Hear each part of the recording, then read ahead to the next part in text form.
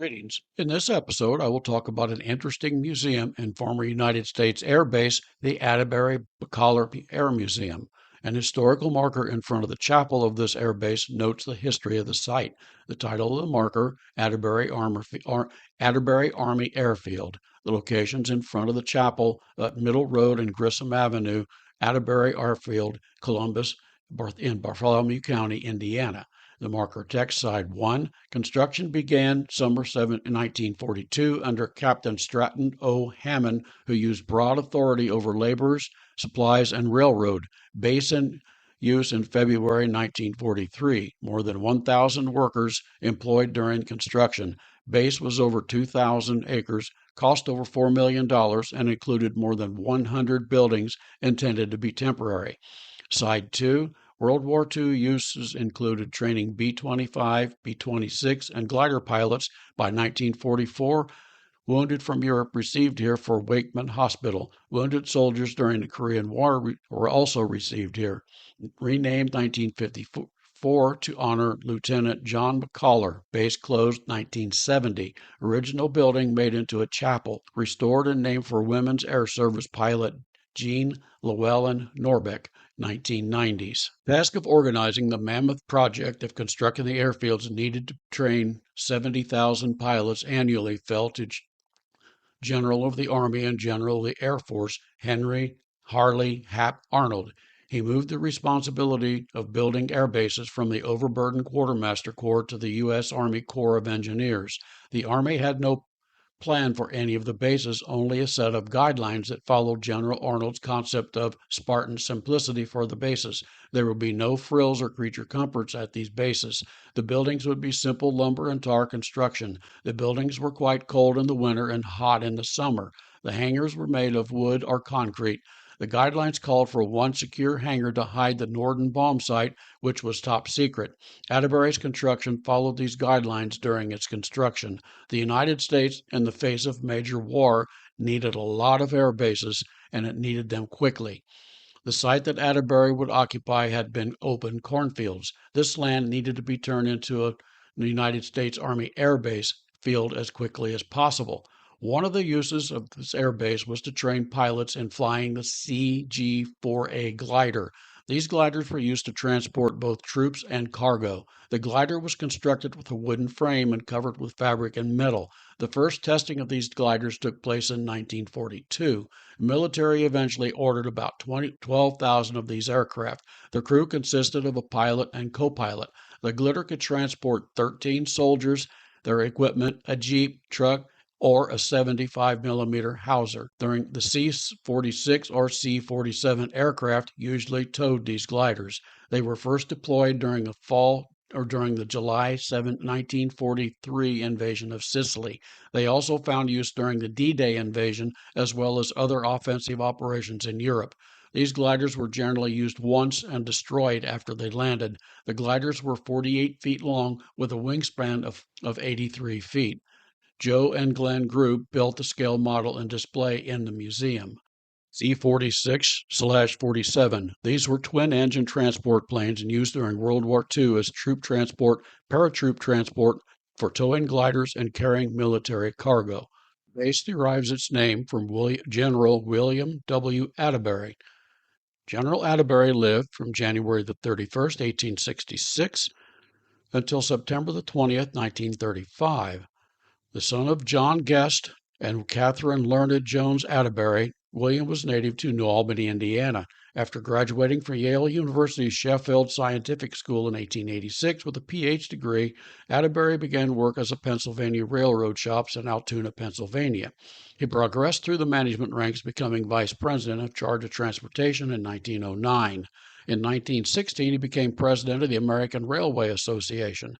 When World War I began in 1917, he took a leave of absence from Pennsylvania Railroad to join the United States Army to become the Director General of Transportation to the American Expeditionary Forces in France. The Army appointed him as a Brigadier General on October the 5th, 1917. Atterbury's duties included harbor and railway construction in the areas controlled by American forces. Called the Railroad General or General Attaboy, the general's mission was to improve the tangled European railway system and make it more efficient. His work made it easier to move troops and supplies around the war theater. His work earned him the Distinguished Service Medal. After the war, Atterbury took the position of president of the Pennsylvania Railroad in 1925. He held this title until his death in 1935. His the co-holder of the name of the base is John Edmund Bakalar. He lived from August the 29th, 1920 through September the 1st, 1944. The son of John Bakalar and Marie E. Willis Bakalar, John was native to Hammond, Indiana.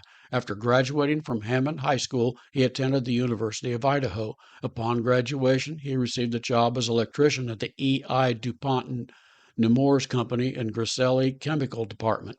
He and Dorothea Daly married during this period.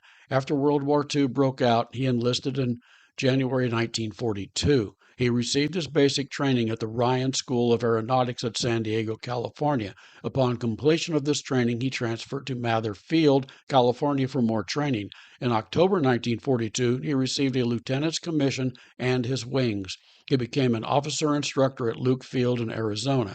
In May 1944, he deployed to England and joined a Special Mustang fighter unit.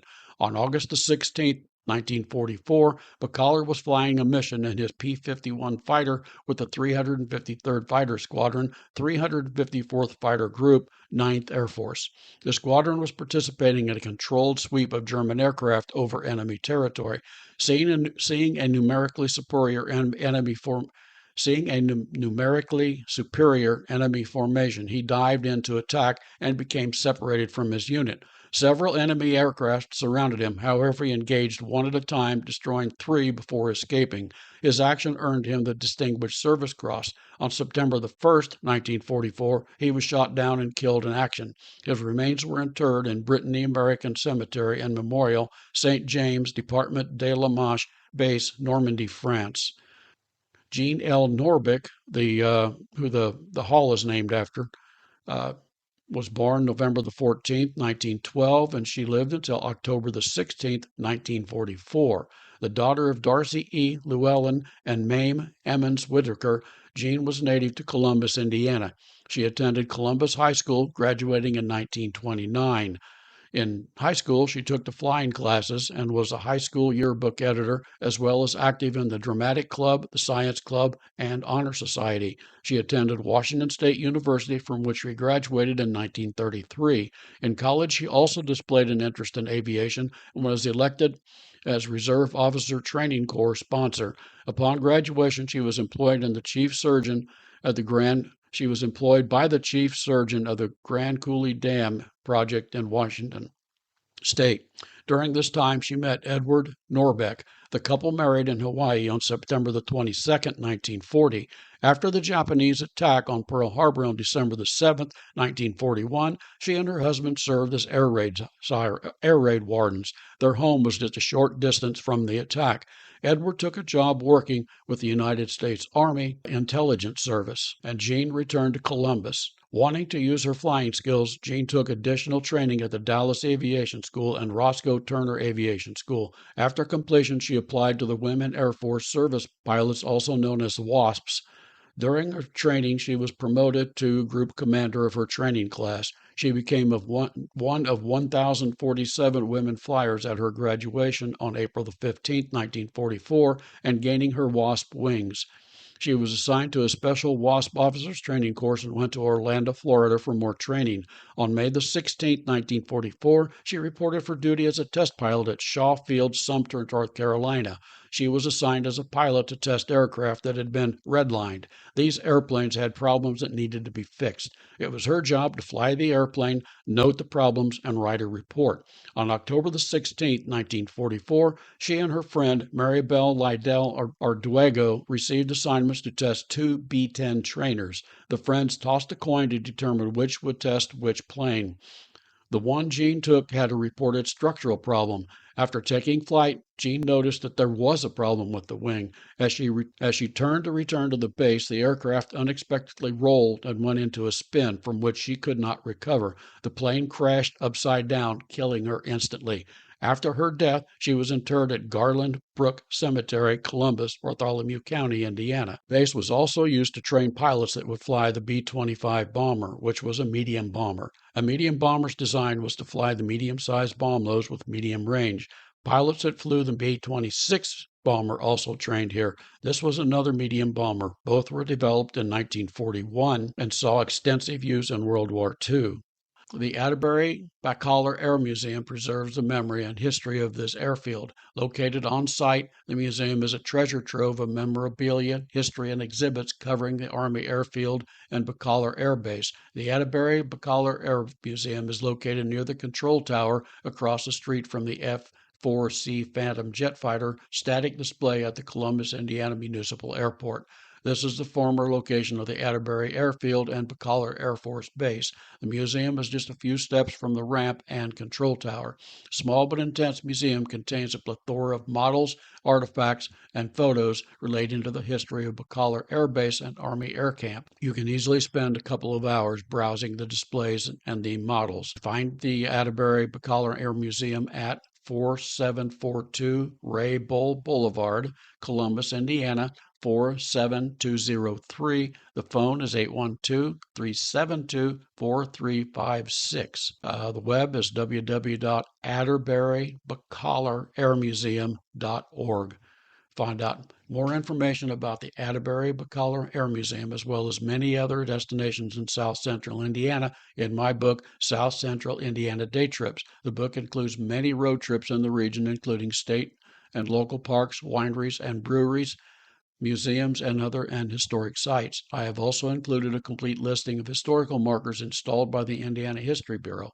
I like history markers because they note local events and people that may be unknown but have contributed to the state or nation's history. I include the full text of the marker and provide additional background information about it. You can find my books on Amazon, Barnes & Noble, Apple, and other online book retailers in ebook or softbound version. I have an audiobook version available on Google Play. You may be also purchased direct from me on my website, www.mossyfeetbooks.com. My books are on sale in the Walnut Street Variety Shop on George Street in downtown Batesville, Indiana. You can also subscribe to my newsletter on the website. That is history, gardening, and other stuff. There's a link on the website. You can subscribe for updates, which is weekly. I hope you enjoyed this podcast.